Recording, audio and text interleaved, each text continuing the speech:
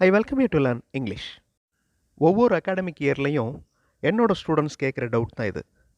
I sold, I was sold, இந்த ரெண்டுக்கு என்ன டிஃப்ரென்ஸ்? கிளாஸ் ரூமில் இருந்து தான் பேசுகிறேன்.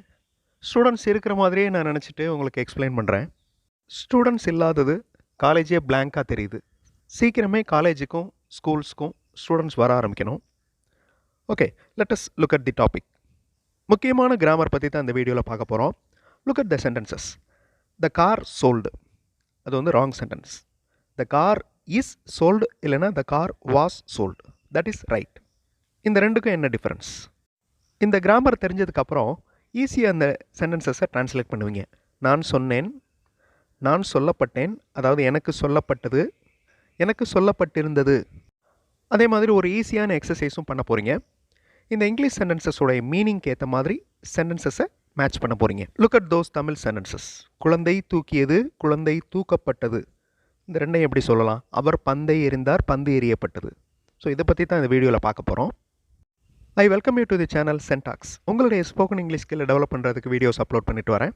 ப்ராக்டிஸ் பண்ணிகிட்டே இருங்க, ஷியூராக டெவலப்மெண்ட் இருக்கும். இந்த தமிழ் வாக்கியங்களுக்கு இடையில் இருக்கிற டிஃப்ரென்சஸ், வித்தியாசங்கள் உங்களுக்கு தெரியும். நான் சொன்னேன், கடந்த காலம். நான் சொன்னேன், எனக்கு சொல்லப்பட்டது. நான் சொல்லப்பட்டேன், எனக்கு சொல்லப்பட்டிருந்தது, எனக்கு சொல்லப்பட்டது. இந்த மாதிரி சென்டென்சஸ் உருவாக்குறதுக்கு பி வேர்ப்ஸ் தெரியணும். இந்த பி வேர்ப்ஸ்லாம் என்னென்ன? ஆம், இஸ், ஆர், வாஸ், வேர். இதை நல்லா ஞாபகம் வச்சுக்கோங்க. ஃபர்ஸ்ட் சென்டென்ஸ் பாருங்கள். ஐ டெல், நான் சொல்கிறேன், நான் கூறுகிறேன். ஐ டெல், இது ப்ரெசன்ட் டென்ஸ், நிகழ்காலத்தில் இருக்குது. டெல்லோட பாஸ்ட் டென்ஸ் டோல்டு, கடந்த காலம். ஐ டோல்டு, நான் கூறினேன். அதே மாதிரி ஹீ கேவ், அவர் கொடுத்தார். இதில் பி வேர்ப்ஸ் எதுவுமே வரல பாருங்கள். இப்போ நம்ம பார்த்த be verbs is, was, are, were, am எதுவுமே இல்லை பாருங்கள். அந்த வேர்புக்கும் சப்ஜெக்ட்டுக்கும் நடுவில் பி வேர்ப்ஸ் வராததுனால ஐ டெல் அப்படின்னா நான் கூறுகிறேன், நான் சொல்கிறேன். ஐ டோல்டு, நான் கூறினேன். இந்த மாதிரி அர்த்தம் கொடுக்குது இந்த சென்டென்சஸ். பி வேர்ப் வந்துச்சுன்னா வேறு அர்த்தம் கொடுக்கும். பி வேர்ப்ஸில் ஒன்று ஆம். இந்த ஆம் எதுக்கு யூஸ் ஆகும்? ஐ வர்றப்ப யூஸ் ஆகும். ஓகே, ஐ டோல்டு, நான் சொன்னேன். ஐ ஆம் டோல்டு, எனக்கு சொல்லப்பட்டது அப்படின்னு அர்த்தம் வந்துடும். ஓகே, இந்த பி வேர்ப் நடுவில் வந்துச்சுன்னா எனக்கு சொல்லப்பட்டது அப்படின்னு அர்த்தம் மாறிடும். ஸோ ரெண்டுக்கு இருக்கிற டிஃப்ரென்ஸ் இப்போ உங்களுக்கு தெரிஞ்சிருக்கும். ஸோ அந்த பி வேர்ப்ஸ் தான் ரொம்ப முக்கியம். ஓகே, ஆம் டோல்டு. இந்த டோல்டு அப்படிங்கிறது என்ன tense? Tell, told, told. Okay, tell அப்படின்னா ப்ரெசன்ட் டென்ஸ், டோல்டு அப்படிங்கிறது பாஸ்ட் டென்ஸ். இந்த க்ரீன் கலரில் இருக்கிறது பாஸ்ட் டென்ஸ். ஓகே, அண்டர்லைன் பண்ணியிருக்கிறது பாஸ்ட் பார்ட்டிசிபிள். ஸோ இந்த பி வேர்ப்ஸ்க்கு அடுத்து வர்றது பாஸ்ட் பார்ட்டிசிபிள் தான் இருக்கணும். இப்போ உங்களுக்கு ஈஸியாக புரிஞ்சிருக்கும். ஸோ பி வேர்ப் வரலைன்னா ஒரு அர்த்தம், ஐ டோல்டு, நான் சொன்னேன். பி வேர்ப் ஆம் அப்படிங்கிற வார்த்தை வந்துருச்சு. அப்போ இந்த சென்டென்ஸ் எப்படி மாறுது? எனக்கு சொல்லப்பட்டது, நான் சொல்லப்பட்டேன் அப்படின்னு மாறுது. ஐ ஆம் டோல்டு. அதே மாதிரி பி வேர்ப் இல்லாமல் ஒரு சென்டென்ஸ் பாருங்கள். ஹீ கேவ், அவர் கொடுத்தார். கிவோட பாஸ்ட் டென்ஸ் கேவ், அவர் கொடுத்தார் அப்படின்னு அர்த்தம் வரும். பி வேர்ப் வந்ததுக்கப்புறம், அதாவது செகண்ட் சென்டென்ஸ் பாருங்கள். He is given, he is given அப்படின்னா அவருக்கு கொடுக்கப்பட்டது அப்படின்னு வந்துடும். இந்த கிவன் அப்படிங்கிறது எந்த வார்த்தை? அதாவது எந்த form? Past participle. Give, gave, given. So he is given. Be வேர்புக்கு அடுத்து பாஸ்ட் பார்ட்டிசிபிள் தான் வரணும், இல்லைன்னா கண்டினியூஸ் டென்ஸ் வரணும். இப்போ உங்களுக்கு கிளியர் ஆகிருக்கும். ஐ டோல்டு, நான் கூறினேன். ஐ ஆம் டோல்டு, எனக்கு சொல்லப்பட்டது. ஐ வாஸ் டோல்டு, எனக்கு சொல்லப்பட்டிருந்தது. இது கடந்த காலம். ஓகே, ஆமோட past tense was. I am told, எனக்கு சொல்லப்பட்டது. எனக்கு சொல்லப்பட்டிருந்ததுக்கு ஐ வாஸ் டோல்டு. இப்போ உங்களுக்கு அந்த சென்டென்ஸ் ஏன் தப்பு அப்படிங்கிறது தெரியும். The car sold. Okay, car விற்கப்பட்டது அப்படின்னு சொல்கிறதுக்கு த கார் சோல்டு அப்படின்னு சொன்னோன்னா தட் இஸ் ராங். ஒரு காரே வந்து விற்கிது அப்படின்னு அர்த்தம், ஏதோ ஒன்று விற்கிது அப்படின்னு அர்த்தம். ஸோ இந்த கார் வந்து ஒரு பர்சன் மாதிரி ஏதோ ஒன்று விற்கிது அப்படின்னு அர்த்தம். ஸோ தட் இஸ் ராங், மீனிங்ஃபுல்லாக இல்லை. த கார் இஸ் சோல்டு, அதுதான் correct. Okay, the car was sold, அதுதான் கரெக்டு. இஸ் வரணும், இல்லாட்டி வாஸ் வரணும். த கார் சோல்டு அப்படின்னு சொன்னோம்னா ராங். கார் அப்படிங்கிறது உயிரற்றது. அந்த காருக்கு பதிலாக மர்ச்சன்ட், ஒரு வியாபாரி. த மர்ச்சன்ட் சோல்டு. ஓகே, ஒரு வியாபாரி விற்கிறார்.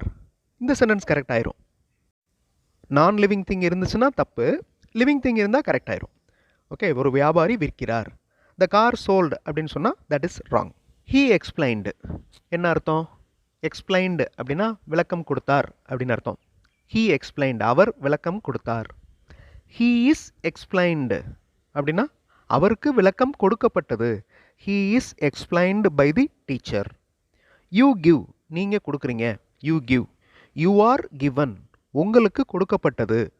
You are given. அந்த சப்ஜெக்ட்டுக்கும் வேர்புக்கும் நடுவில் பி வேர்ப் வருதா அப்படிங்கிறத மட்டும் பார்க்கணும். இந்த இடத்துல தே சப்ஜெக்ட் டேக் வேர்ப். ஓகே, அதுக்கு நடுவில் பி வேர்ப் எதுவுமே வரல. அதனால் they take all the cakes.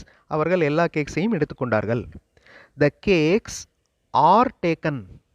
இந்த ஆர் அப்படிங்கிறது B verb. The cakes are taken. கேக்குகள் எடுத்துக்கொள்ளப்பட்டன, அவர்களால் எடுத்துக்கொள்ளப்பட்டன. ஸோ நீங்கள் பார்க்க வேண்டியது சப்ஜெக்ட்டுக்கும் வேர்புக்கும் நடுவில் பி வேர்ப் வருதா அப்படிங்கிறத பார்க்கணும். அப்படி பி வேர்ப் வந்துச்சுன்னா சொல்லப்பட்டது, கொடுக்கப்பட்டது, எடுக்கப்பட்டது அப்படின்னு மீனிங் வந்துடும். ஓகே, பி வேர்ப் வரல அப்படின்னா டைரெக்டாக அந்த சப்ஜெக்டே செய்யுது அப்படின்னு அர்த்தம். ஸோ இப்போ இந்த சென்டென்சஸ் பாருங்கள், இங்கிலீஷ் சென்டென்சஸ். இதனுடைய தமிழ் மீனிங் சைடில் கொடுத்துருக்கேன். ரெண்டையும் மேட்ச் பண்ணணும். ஈஸியாக இருக்கும், கண்டிப்பாக உங்களால் முடியும். ட்ரை பண்ணுங்கள். வீடியோ பாஸ் பண்ணிவிட்டு ஆன்சர் ட்ரை பண்ணுங்கள். ஆன்சர் ஃபியூ செகண்ட்ஸில் டிஸ்பிளே ஆகும். Child lifted. சைல்டு அப்படின்னா குழந்தை, லிஃப்டட் தூக்கியது.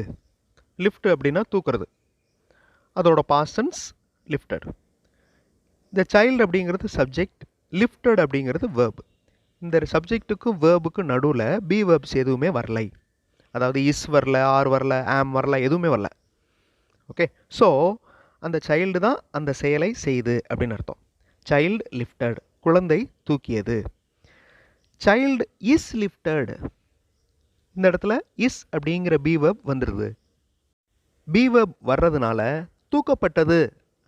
ஓகே, அந்த சேஞ்ச் பாருங்கள். தூக்கியது child lifted, child is lifted, குழந்தை தூக்கப்பட்டது. He threw ball. He threw ball, அவர் பந்தை எறிந்தார். பாஸ்டன்ஸ், த்ரோவோட past tense threw. Ball is thrown, பந்து எறியப்பட்டது. இஸ் வந்துருச்சா, அது be verb. Money is taken, பணம் எடுக்கப்பட்டது, பணம் எடுத்துக்கொள்ளப்பட்டது. மணி இஸ் டேக்கன். தே டுக் மணி, அவர்கள் பணம் எடுத்தனர். இந்த தேக்கும் டுக்குக்கும் நடுவில் எந்த ஒரு பி வேர்பும் வரல. அதனால் டைரெக்டாக அந்த தே தான் செய்யுது அந்த செயலை. ஸோ பி வேர்ப் வந்துச்சுன்னா அதை ஃபாலோ பண்ணுற வேர்ப் பாஸ்ட் பார்ட்டிசிபிளாக இருக்கணும். சப்போஸ் பாஸ்ட் பார்ட்டிசிபிள் வேண்டாம் அப்படின்னு நினச்சிங்கன்னா கண்டினியூஸ் டென்ஸாக இருக்கணும். இந்த ரெண்டு ரூல் தான். அதாவது they are taking, ING continuous tense. They are taking money. Okay, he is throwing ball. He is throwing ball. Child is lifting the toy. இந்த மாதிரி பி வேர்பை ஃபாலோ பண்ணுற வேர்ப் ஒன்று கண்டினியூஸ் டென்ஸாக இருக்கணும், அதாவது ப்ராக்ரெசிவாக இருக்கணும், இல்லைன்னா பாஸ்ட் பார்ட்டிசிபிளாக இருக்கணும். இது ஒரு முக்கியமான கிராமர். இப்போ உங்களுக்கு நல்லா புரிஞ்சிருக்கும். இனிமேல் ஈஸியாக உங்களால் பி வேர்ப்ஸ் யூஸ் பண்ணி சென்டென்சஸ் ஃப்ரேம் பண்ண முடியும், பேச முடியும். ஸோ மறக்காமல் இருக்கிறதுக்கு இதே மாதிரி சென்டென்சஸ் எழுதி பாருங்கள், சொல்லி பாருங்கள். அடுத்த வீடியோவில் இன்னொரு ஈஸியான கிராமர் எக்ஸ்ப்ளனேஷனோட பார்க்கலாம். அதே மாதிரி இன்ட்ரெஸ்டிங்கான கிராமர் எக்ஸசைஸோடு பார்க்கலாம். தேங்க்ஸ் ஃபார் வாட்சிங் and thanks for your valuable comments.